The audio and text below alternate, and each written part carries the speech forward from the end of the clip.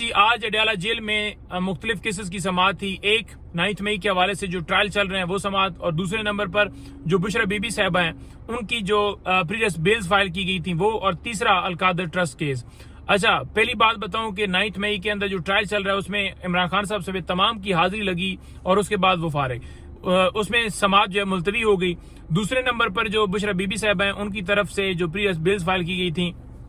اس میں اب کیونکہ وہ اس وقت کسٹڈی کے اندر ہیں تو لہٰذا وہ ہم پوسٹ اریسٹ بیلز کے اندر جا رہے ہیں.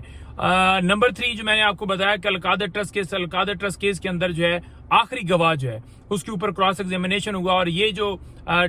ٹرائل ہے وہ کنکلوڈ ہونے کی طرف جا رہا ہے. کراس ایگزامینیشن مکمل نہیں ہوا, اب مزید جو ہے اس آخری جو گواہ ہے ان کی طرف سے اس کے اوپر کراس ہوگا نیکسٹ ڈیٹ کے اوپر, اس کے بعد ہمارے گواہ اور پھر فائنل دلائل دیے جائیں گے. اچھا پہلا کیس خان صاحب کے اوپر جو ٹرائل چل رہے ہیں میں ان کے حوالے سے بتانا چاہوں کہ 9 مئی کے اندر نہ خان صاحب کا, نہ بی بی صاحبہ کا, نہ کسی ورکر کا, نہ کسی پولیٹیکل لیڈرشپ کا, کسی کا کوئی سی سی ٹی وی فوٹیج اس لیے چرائی گئی تاکہ اصل حقائق سامنے نہ آ سکیں. اب آ گیا نیب القادر ٹرسٹ کیس کے اندر کیا ہے. القادر ٹرسٹ کیس کے اندر جتنے گواہ ہیں, ایک گواہ نے بھی عمران خان صاحب یا بی بی صاحبہ کے خلاف گواہی اس حوالے سے نہیں دی کہ انہوں نے کوئی فائنینشیل بینیفٹ لیا ہو. وہ ٹرسٹی ہیں القادر ٹرسٹ میں, اور جو پیسے آئے تھے سپریم کورٹ کے اکاؤنٹ میں آئے تھے 190 ملین پاؤنڈ, اور وہ حکومت پاکستان کو جا چکے ہیں, لیکن پھر بھی کیس یہ چلایا جا رہا ہے, لیکن اللہ تعالیٰ کرم کرے گا. اچھا اس کے علاوہ جو مختلف درخواستیں اسلام آباد ہائی کورٹ کے اندر تھیں, ایک تھی کہ بشرا بی بی صاحبہ کو جو وہاں پر اہلکاریں تھیں جب ان کو بریت کے آرڈر ہوئے اس کے بعد انہیں رہا کرنا تھا, لیکن رہا نہیں کیا گیا, باہر گیٹ سے بھی نہیں لایا گیا, اندر سے ہی انہیں دوبارہ جو ہے وہ اریسٹ کیا گیا, بلکہ میں کہوں گا اغوا کیا گیا, کیونکہ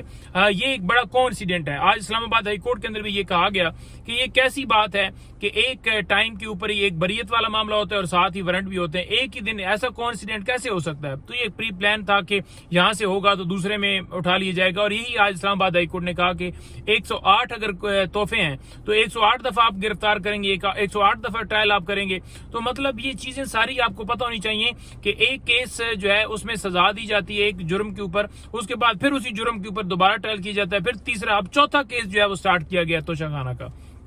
تو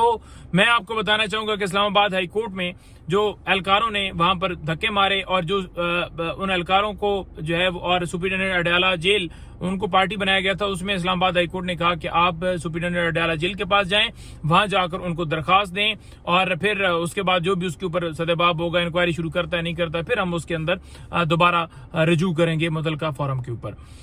اس کے آگے میں اگر بڑھوں تو میں یہ بتاؤں کہ اسلام آباد ہائی کورٹ کے اندر ہی جو بی بی صاحبہ کے اوپر مقدمات کی تفصیلات ان کو مزید کسی مقدمے میں نہ گرفتار کرنے کے حوالے سے, اور جو ہے وہ ریکارڈ سارا لینے کے حوالے سے یہ ساری ایک پٹیشن دائر کی گئی تھی, جس کے اوپر سماعت یہ ہوئی ہے کہ انہوں نے جو دوسری پٹیشن لگی ہوئی تھیں ہماری ان کے ساتھ اسے کلب کر دیا ہے. تو اب وہ پٹیشن بھی کیونکہ سماعت کے لیے فکس ہو چکی ہیں, جس میں نیب نوٹسز کو ہم نے چیلنج کیا ہوا تھا نمبر 1, اور اس کے بعد جو بشرا بی بی صاحبہ اور خان صاحب کی غیر قانونی گرفتاری تھی جو ہے اس کو چیلنج کیا گیا تھا. تو یہ سارا معاملہ اب اسلام آباد ہائی کورٹ میں کلب ہو چکا ہے, اور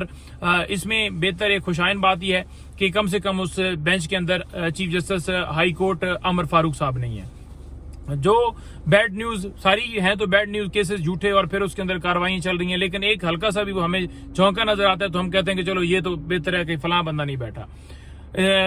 سپریم کورٹ کے اندر 3 ہمارے ایم این ایز جن کو ہرا دیا گیا ہے, اور نون لیگ کے ایم این ایز کو جتوا دیا گیا ہے. میں نے خود اپلیکیشن دی تھی اپنے حلقے سے, لیکن میری درخواست قبول نہیں ہوئی. ہمارے خلاف جس نے بھی درخواست دی اس کی درخواست قبول بھی ہوتی ہے, بلکہ ریکاؤنٹنگ میں وہ ہرا دیے جاتے ہیں. پھر اب جو بھی پروسیس کرتے ہیں, نیچے سے سوگا مارتے ہیں یا کچھ بھی کرتے ہیں, وہ صرف اپنے ووٹ ڈالنے کے لیے اور ان کی تعداد بڑھانے کے لیے جو بھی سارا پروسیس کیا جاتا ہے وہ ساری دنیا کے سامنے فارم 45 لے کر کبھی بھی کسی جگہ پر بھی نہیں آتے. پہلے ڈاکہ الیکشن میں ڈالا گیا, پھر جو ہے مخصوص نشستیں چھینی گئی, پھر جناب جو ہے وہ سپریم کورٹ نے اب کہا کہ اب یہ جو میجورٹی ہے نا اس کو کیسے کور کیا جائے, یہ جو تعداد پوری نہیں ہو رہی تو تعداد پوری کر کے جو بھی پلان ہے ایکسٹینشن کا ہو یا کالے قانون لانے کا ہو, تو میں آپ کو سامنے یہ سارے حقائق رکھنا چاہتا تھا کہ جو یہ ساری صورتحال ہے. جی